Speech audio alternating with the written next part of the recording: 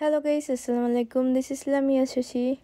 অনেক দিনে কোনো ভিডিও আপলোড করা হইতেছে না, আমার শরীরটা একটু খারাপ, দাঁতে ব্যথা তাই আর অনেক ভিডিও জমছে বাট এডিট করার জন্য একদমই আপলোড করা হইতেছে না। যাই হোক, আপনারা তো মাশাল্লাহ আমাদের রিলসটা দেখছেন, অনেক সুন্দর লাগছে সবাইকে। আর এই সুন্দর লাগার পিছনে আমাদের রাতিয়াপুর যে কত কষ্ট করতে হয়েছে সেটা এই প্রথম থেকেই শুরু করলাম। সেদিনকার শ্যুটটা আমাদের রাতিয়াপু সবাইকে মাশাল্লাহ অনেক সুন্দর করে সাজাইয়া দিছে।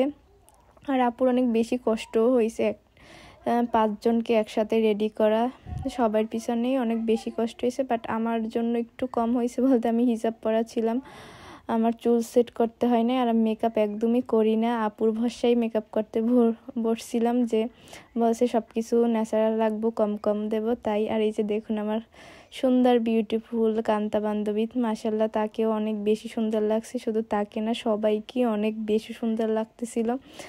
কারো কাজ থেকে আর কি চোখ ফিরানো যাইতেছিল না সবাইকে। আর সবাই আমরা এক শাড়ি পরছি, তার জন্য আরো বেশি সুন্দর লাগতেছিল। আর ওই যে কান্তা আমাকে দেখাইতেছিল যে আমি ভিডিও করি।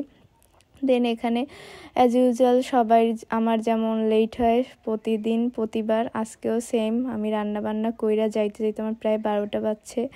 এখানে কান্তা আর রূপা আগে যাইয়াই সাজগুজ করছিল, বাট শেষে চুলটা আপু শেষেই সেট করে দিছে, বিকজ না হয় অনেক ঘন্টা নষ্ট হয়ে যাইতে পারে একটু। তাই সবাইকে রেডি সেডি কইরা আপু একে একে কইরা চুল সেট কইরা দিছে সবাইকে। আর সেদিনকে আসলেই রাতিয়াপুর অনেক বেশি কষ্ট হয়েছিল আমার।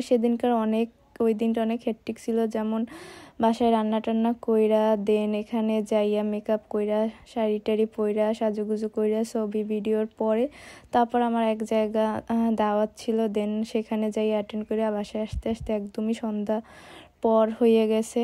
দেন তাও কিছু করার ছিল না, যেদিন প্রোগ্রাম পরে সেদিন একসাথে অনেকগুলাই পরে, আর যেদিন পরে না সেদিনকে সারাদিনই বাসায় থাকা হয় শুয়ে বসে। কিন্তু সেদিনকার অনেক হেক্টিক একটা দিন ছিল আমার জন্য। আর আমার বান্ধবীরা তারা তো অলওয়েজ খুব রিল্যাক্সে থাকে, দেখুন কি সুন্দর তারা টিকটক করতেছিল আর আমি দেখতেছিলাম, আর ভালো লাগতেছিল। ওরা অনেক সুন্দর করে নাচতে পারে, সব কিছু অনেক সুন্দর পারে। এই যে দেখুন তারা এখানে বসে টিকটক করতেছিল একদল এক রুমে, আর এখানে স্বামী বান্ধবী সে একা একাই টিকটক করতেছিল। আমি দেখে অনেক বেশি মজা পাইতেছিলাম। আসলে এরা একজনে এক এক জায়গায় টিকটক করতেছিল, আবার সেম গানেই করতেছিল এরা।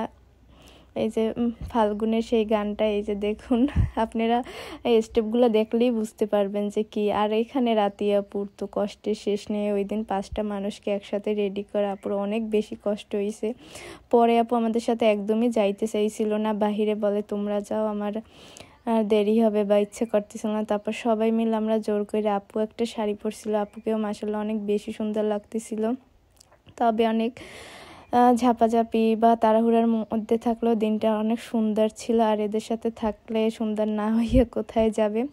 আসলে এটা ছিল রাতিয়াপুর একটা আর কি ফাল্গুনের শ্যুট। আমাদেরকে বলছিল আপু সবাইকে অনেক সুন্দর করে মেকআপ করে দিছিল। আর এদিকে আমরা সবাই শাড়ি কিনছিলাম এমনিতেই সবাই ফাল্গুনে পরার জন্য। আর এবার যেহেতু ফাল্গুনটা এবারেই শবে বরাতের দিন পড়ছে, শুক্রবার পড়ছে, সব মিলাই আমরা আগেই এটা করা হয়েছে। এটা মেবি 9-10 তারিখের দিক থেকে ছিল না, সরি 8 তারিখ ছিল মেবি। এই দিনটা আগেই আর কি আমরা ভাবছি, আগেই সব কিছু করে একটু শাড়ি পরা বা মেকআপ সব কিছু আগে করা হয়েছে। আর আপু যেহেতু বলছিল তাই। আর এই যে দেখুন সানা বান্ধবী, আমরা একটু ভিডিও করতেছিলাম, ওই যে রাতিয়া আপু, তাকে অনেক মাশাআল্লাহ অনেক বেশি সুন্দর লাগতেছিল। ভিডিওটা কেমন লাগছে অবশ্যই কমেন্ট করে জানাবেন। আল্লাহ।